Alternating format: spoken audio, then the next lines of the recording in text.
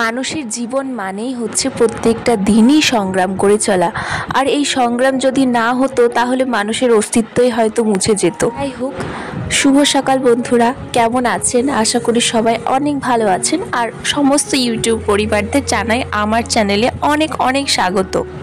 আমাদের কথা বলতে গেলে আমরা পরিবারের সবাই মিলে খুব বেশ আনন্দেই আছি, মজা করছি, সবাই বেশ ভালোই কাটছে দিন যাপন। প্রায় অনেক দিনই হয়ে গেল ভিডিও দেওয়াই হয় না, কারণ ভিডিও করতেই বেশি ভালো লাগে। মোটামুটিভাবে প্রায় 10-15 দিন মতো ভিডিও করিও নি, আর ভিডিও দিতেও পারি। ভিডিও করতেই তো ইচ্ছা করে না, কারণ হলো তোমরা সংখ্যায় তো এতজন মানুষ আছো, আমার সাবস্ক্রাইবার তো 8,000 মতো মানুষ আছো, তো কেউ তো ভিডিও দেখোই না। 100 জন মানুষও ভিডিওগুলো দেখে না, তাই ভিডিও করার ইচ্ছাটাও আর থাকে না। যাই হোক, তোমাদের সাপোর্টের জন্যই তো আজ এত দূর এগিয়ে ভিডিওগুলো বানালে যে আমার ভিডিওগুলো পরে স্মৃতি হয়ে থাকবে, সেই জন্য ভাবলাম যে না, আর বানানোই যাক আবারও। তো যে কজন মানুষও দেখছে তো সেটাই আমার বেশ ভালো লাগে। তো সবাই প্লিজ একটু লাইক করে দিয়েছো আর একটু ভিডিওগুলো দেখার একটু চেষ্টা করো। মোটামুটি সকালের কাজগুলো সেরে চলে আসলাম ঘরে। খরগোশগুলো দেখেছো, বড় তো হয়ে গেছে কিন্তু ওদের মাথাটা ছোট রয়ে গেছে, এই জন্য দরজা উপরে ছাদের উপরে দিয়ে দিলেও সেই নিচ দিয়ে আবার চলেই আসে নিচের ঘরে। চলে এসে একদম এমন জায়গায় লুকিয়ে থাকবে যে জায়গা থেকে আমি ওকে হাত দিয়ে বার করতেও পারবো না, আবার তাড়া দিলে সেই ওই দিকেই চলে যাবে। এমন জায়গায় লুকিয়ে থাকবে যেদিকে আমরা বার করতেই পারবো না, অনেক কষ্ট হয়ে যায়। আর ওর বেশ ভালো হয়, ঠান্ডার উপরে শুতে বেশ পছন্দই করে, কারণ উপরে তো এখন প্রচণ্ড রোদ গরম রয়েছে। যাই হোক, নিচের ঘরে চলে এসে এই যে ঝাড়ু দিচ্ছি, কারণ আজকে ভেবে রেখেছিলাম যে আজকে পুরো ঘর, তারপরে সমস্ত বাইরে বারান্দায় সমস্ত ঘরেই আজকে ঝুলটুল হয়েছে, অনেক কিছুই হয়েছে, তো সেগুলো সমস্ত আজকে ঝাড়াঝুড়ি করব ভেবেই রেখেছিলাম। অনেক দিন হয়ে গেল, প্রায় অনেক দিনই হয়ে গেল ঝুলটুল কিছুই ঝাড়াও হচ্ছিল না, আর ধুলোটুলোও ঝাড়া হচ্ছিল না। তো ভাবলাম যে আজকে এটা করা যাক। আর ওদিকে আমার বরমশাই দায়িত্ব নিয়েছে পুরো রান্নার, ওকে রান্নার জন্য দিয়ে দিয়েছি, ও আজকে রান্না বান্না করবে আর আমি এদিকে এই কাজগুলো সারবো। দীর্ঘদিন থেকে ঝুলটুল ঝাড়াও হয়নি, এই জন্য ঘরের এ কোণা থেকে ও কোণা সমস্ত কোণাতেই ঝুলে ভর্তি হয়ে গেছে, আর ধুলোও বেশ পড়েছে।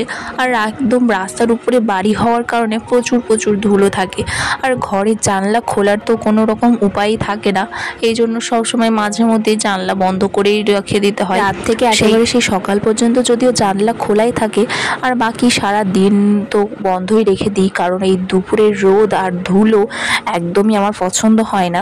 যতটা পারি পরিষ্কার করে রাখার চেষ্টা করি। আজকাল বর এত সুন্দর রান্না করছে, মানে আমি তো অবাকই হয়ে যাচ্ছি, মানে আমাকেও হারিয়ে দিচ্ছে রান্নাতে। মানে আমি মোটামুটি পারি বলতে, অল্প একটু একটু পারি, তবে সবার মতো অত ভালো পারি না, যেটুকু পারি করার চেষ্টা করি।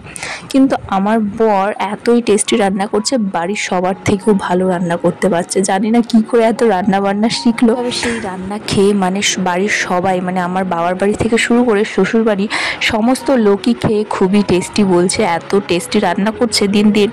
জানি না, আমি তো পারবোই না ওরকম টেস্টি রান্না করতে, আমারও এখনও শেখার দরকার। এখন মনে হয় যেন ওর থেকেই আমি রান্না আরও শিখি।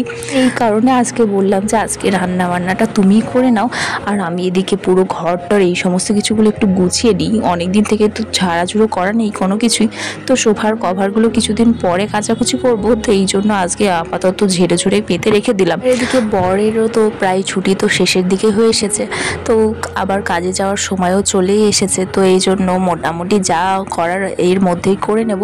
তারপর তো বাড়িতে সেই আবার একা একা থাকা, আবার শ্বশুর শাশুড়িমার সাথে একা একা থাকা। আর এই যে এই শাড়িগুলো না অনেক দিন ধরেই বাইরে পড়েছিল, এই মোটামুটি এখানে ওখানে যাওয়া, কারোর বাড়িতে কালী পুজোর নেমন্তন্ন, তারপরে হচ্ছে অন্নপ্রাশনের নেমন্তন্ন, এই করতে করতে এই যে যা কাপড়গুলো বাইরেই ছিল, তো রোদে দিয়ে কাচি না সব শাড়ি, মানে প্রত্যেক দিনই যে একদিন পরলাম তারপরেই কেচে দেবো তা কিন্তু করি না। মোটামুটি এই একদিন যদি আজকে পরি তো আজকে এসেই রোদে দেবো, নয়তো আজকে হয়তো রাত্রিতে পরলাম তো পরের দিন সকালবেলাতে রোদে দিয়ে দিই, তারপর রোদে দিয়েই তুলে রাখি। আবার শাড়ি যদি এইভাবে প্রত্যেক দিন একবার করে পরে আর একবার করে কেচে দিই প্রত্যেক দিন, তাহলে শাড়ির অবস্থাটা একদম কাহিল হয়ে যাবে। এই জন্য প্রত্যেক দিন আর কাচার চেষ্টা করি না, মোটামুটি রোদে দিয়েই তুলে রাখি। যখন খুবই দেখি যে নোংরা হয়ে গেছে শাড়িটা, তখন একটু কাচার চেষ্টা করি। তবে ভালো ভালো শাড়িগুলো এইরকম করি না কোনো রকমের। ভালো শাড়িগুলো মানে এই পরে আর রোদে দেওয়া এইটাই চলে। আর দেখো এখানে ড্রেসিং টেবিল থেকে শুরু করে সমস্ত জায়গায় এত ধুলো চাদর হয়ে গেছে তাই মনে হচ্ছিল। আর ঘরে যা মোটামুটি এই যে যত সমস্ত কাঠের আসবাবপত্র দেখছো এইগুলো সমস্ত দরজা থেকে শুরু করে সমস্ত কিছুতে এত ধুলো পড়েছে, অনেক দিন থেকেই তো মোছা টোছা কিছুই করা হয়নি, তো এই জন্য অনেকই ধুলো পড়েছে। তো আজকে ভাবলাম যে পুরোটাই ডিপ ক্লিন করা যাক। আমি তো মোটামুটি ঘর বাড়ি পরিষ্কার রাখার চেষ্টা করি, সাথে সাথে আমার বরটাও প্রচুর মানে পরিষ্কার রাখতে বেশি পছন্দ করে, পরিষ্কার জিনিস রাখতে ও নিজেও প্রচুর ক্লিন করে, আর আমার থেকেও বরঞ্চ বেশি ভালোই করে। আমি একটু গবেট রয়েছি এই সমস্ত কাজের ক্ষেত্রে, তবু ভালো করার চেষ্টা করি, যতটা পারি সেরকম করার চেষ্টা করি। দেখো প্রত্যেকটা জিনিসই সুন্দরভাবে আমি মোছার চেষ্টা করছি আজকে। আর প্রচুর ঝুলো হয়েছে, এই জন্য দেখো ঘরের কোণা থেকে কোণা সমস্ত, বাইরে তো পুরোটাই ক্লিন করা হয়ে গেছে, এবার এইটা ক্লিন করে একটু ঝাড়ু দিয়ে নেব, তাহলে আজকের মতো মোটামুটি কমপ্লিট হয়ে যাবে। আর বাইরের রোদ তো প্রচুর, এই জন্য ভাবি যে একটু ঠান্ডা আসবে, এই জন্য পর্দাগুলো দিয়ে রাখি।